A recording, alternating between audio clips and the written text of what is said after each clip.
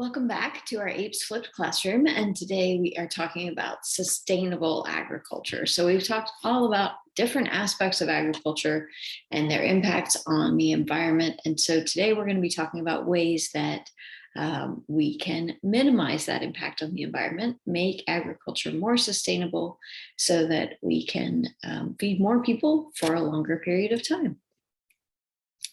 So there's really three major aspects to making agriculture sustainable. One of them is soil conservation, so actually preserving the soil, keeping it in place. The second is soil fertility, which is preserving the nutrients in the soil, replenishing the nutrients in the soil. And the third is rotational grazing. So this really has to do with the livestock and meat production aspect of agriculture. So let's talk about soil conservation. These are agricultural techniques that minimize soil erosion. The US is currently losing topsoil to erosion 10 times faster than it forms. When we talked about soil earlier in the year, we remember that it takes approximately 100 years for topsoil to form. And so it's really important that we preserve our topsoil. This prevents the loss of nutrients that are in the topsoil, of the soil moisture that is in the topsoil and protected by the topsoil, the decomposers that exist in the topsoil, and of course that organic matter that traps that soil moisture. So how can we do this? How can we protect and preserve our soil, prevent erosion?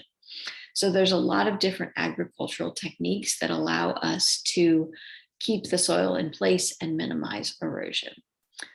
The first one we're going to talk about is called contour plowing. And when we talk about contour plowing, what we're talking about is plowing parallel to the natural slopes of the land instead of plowing up and down the slopes, because by plowing parallel to those natural slopes, we help to prevent the water runoff and the soil erosion.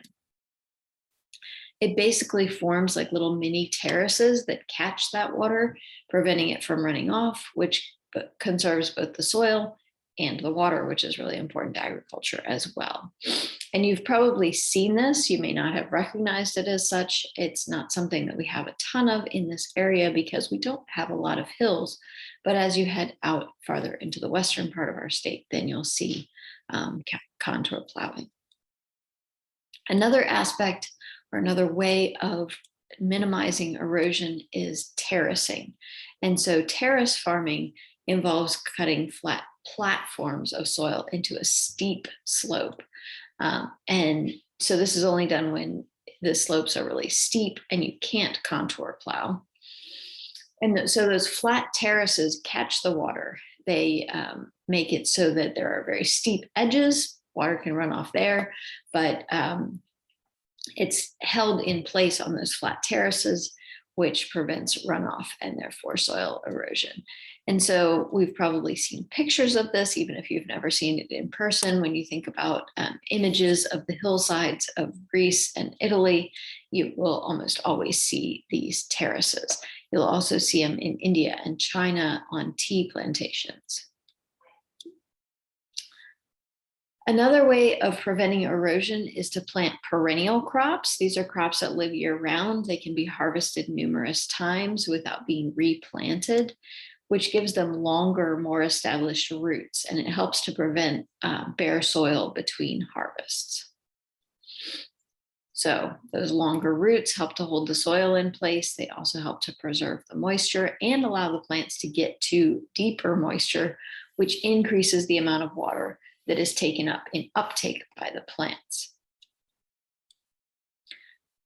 Okay, a few more methods that help to minimize erosion are the planting of windbreaks. This is where we use trees or shrubs, other plants, to block the force of the wind, and that prevents that wind-borne erosion. Windbreaks have other benefits. They can also be used as a source of fruit. If you plant fruit trees, it can be a source of firewood. So these are sources of income in addition to minimizing erosion. They can also be used as part of integrated pest management by providing habitat for predator species. They also can provide habitat for pollinators like birds and bats and bees. So here's a picture of a windbreak. Windbreaks actually change the microclimate. They reduce both the wind erosion as well as evaporation of water, because without the drying wind blowing over it, it actually increases water retention. We can also do what's called no-till farming. With no-till farming, that leaves the leftover crop remains on the surface of the soil instead of tilling them under. It doesn't disrupt the soil as much. It doesn't break up the soil as much, so it's less prone to erosion. It adds to the organic matter in the soil because you leave that crop remains in place so that they can break down and release their nutrients back into the soil. By providing a soil cover, it also helps to retain moisture. And it prevents erosion because the soil is not loosened. When we do no-till farming, that requires, instead of tilling, the equipment drives over the soil and puts holes in the soil, which then seeds are planted into. So that's a little bit different rather than just planting in rows. Another form of preventing erosion is intercropping. We talked about intercropping with integrated pest management. We can also call this strip cropping. And the way that strip cropping helps with erosion is that farmers can plant strips of really dense crops like hay or wheat with rows of less dense crops like corn or soy or cotton. And that helps to prevent runoff from eroding that soil from those less dense rows of crops. More dense holds soil better than less dense. So by intermixing the two, you help to prevent the runoff from those less dense rows of crops. So that's aspect one, is soil conservation. Aspect two is improving soil fertility. And so these are methods that allow us to restore nutrient levels in the soil. Nitrogen, phosphorus, calcium, magnesium, even potassium. So one method of improving soil fertility is crop rotation. By replanting the same crops continuously, those crops are going to use the same nutrients every year, and it's going to deplete soil of those particular nutrients. By rotating crops, we can allow our soil to recover from crops that are high demand crops. So corn, as an example, is a really high nitrogen demand. To increase the effectiveness of crop rotation by planting legumes, because the legumes have nitrogen fixing bacteria, they have those root nodules that help to fix nitrogen, they can actually return nitrogen to the soil. And so you have a double benefit when you plant legumes as part of that rotation, because not only do they not use the same nutrients as other plants, they actually help to put nutrients back into the soil. And so alternating crops in seasons or years can help to restore nutrient levels in the soil. Another way we can improve soil fertility is by using what's called green manure.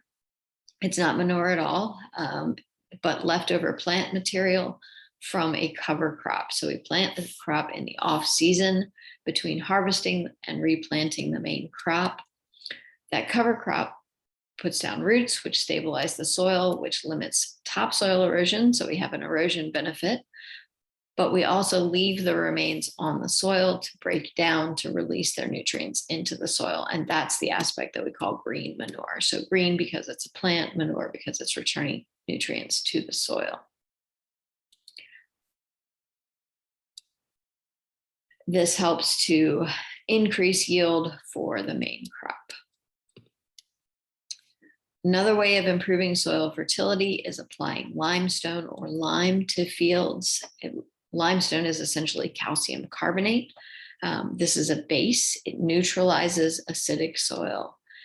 Our acidic soil, you might remember from our soil unit, has high hydrogen ion concentrations, which displaces those positively charged nutrients from the soil. It leaches those out. so that they leave with the water. And so at lower pH levels, even if the nutrients are in the soil, they're not available to the plants. And so by increasing the pH, by adding lime and increasing pH, you make the nutrients in the soil more available to the plants. In addition, acidic soil also increases the availability of some of the toxic metals that may be in the soil. Aluminum is a really common one. And a lot of plant species are killed by those metals. And so we have to have, if we add the lime, that decreases the availability of the aluminum. And of course, calcium is also a needed plant nutrient. So by adding limestone, we're also adding calcium for the plants. Okay, so the third aspect has to do with rotational grazing. So this is kind of part of the meat production side of agriculture. So with rotational grazing, we are rotating livestock through different pastures. This prevents overgrazing. Overgrazing can kill plants, it can compact the soil, and by compacting the soil leads to erosion of the topsoil. Rotational grazing actually promotes pasture growth at a faster rate because it clips the grass back to a length, or whatever crop might be there, back to the length where growth is fastest, and it also encourages deeper root growth, again, preventing erosion. So by clipping grass before it forms seeds, but not clipping it back too far, we promote both more grass growth as well as more root growth. And of course, livestock in their feces put nutrients back into the soil. So your practice FRQ for today is to describe 2 soil conservation strategies that could be used to prevent soil erosion if you were to establish fields on this particular landscape in the picture. So look at the landscape in the picture and come up with 2 soil conservation strategies that would be appropriate here. As always, I look forward to hearing your questions and going over this in class.